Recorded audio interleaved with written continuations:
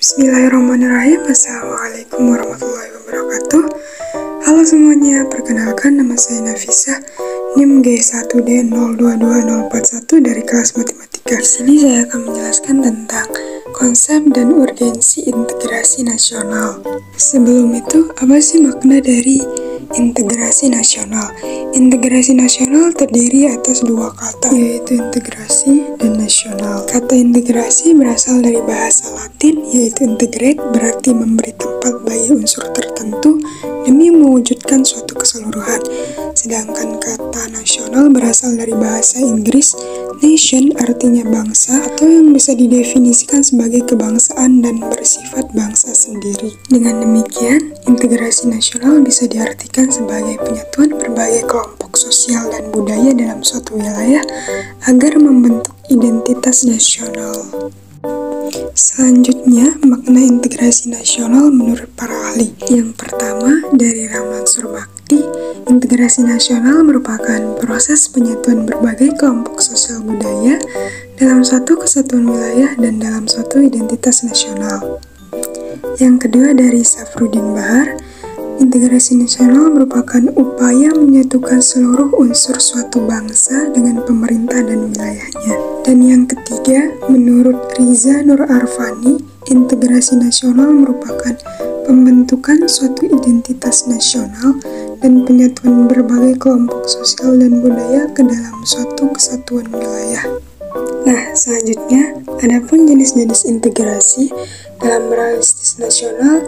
Integrasi nasional dapat dilihat dari tiga aspek, politik, ekonomi, dan sosial.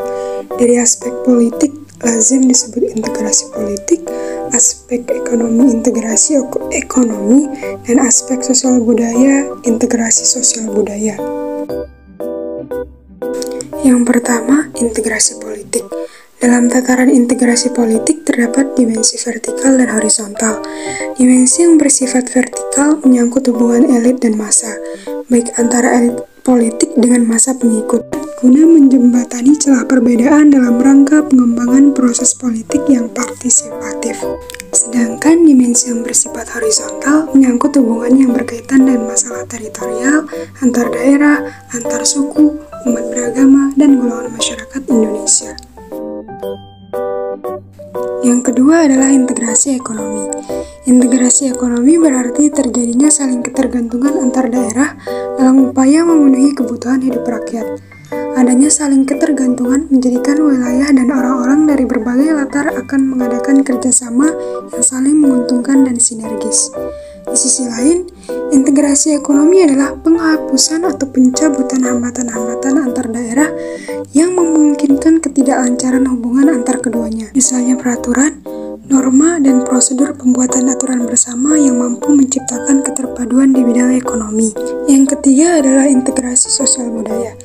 Integrasi ini merupakan proses penyusuan unsur-unsur yang berbeda dalam masyarakat sehingga menjadi satu kesatuan. Unsur-unsur yang berbeda tersebut dapat meliputi ras, etnis, agama, bahasa, kebiasaan, sistem nilai, dan lain sebagainya. Integrasi sosial budaya juga berarti kesediaan bersatu bagi kelompok-kelompok sosial budaya di masyarakat, misalnya suku, agama, dan ras.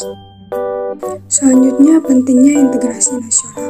Integrasi nasional merupakan salah satu cara untuk menyatukan berbagai macam perbedaan yang ada di Indonesia. Integrasi itu sendiri dapat dikatakan sebagai suatu langkah yang baik untuk menyatukan sesuatu yang semula terpisah menjadi suatu keutuhan yang baik bagi bangsa Indonesia. Integrasi nasional penting untuk diwujudkan dalam kehidupan masyarakat Indonesia, dikarenakan Indonesia merupakan negara yang masih berkembang atau dapat dikatakan negara yang masih mencari jati diri. Selain itu, integrasi nasional sangat penting untuk diwujudkan, karena integrasi nasional merupakan suatu cara yang dapat menyatukan berbagai macam perbedaan yang ada di Indonesia. Selanjutnya adalah integrasi versus disintegrasi. Kebalikan dari integrasi adalah disintegrasi.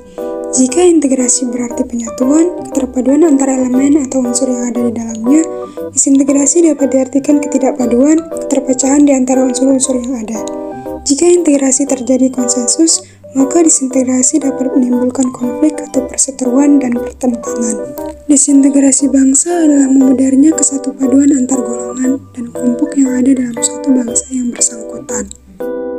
Kesenjangan ekonomi dapat menyebabkan disintegrasi bangsa.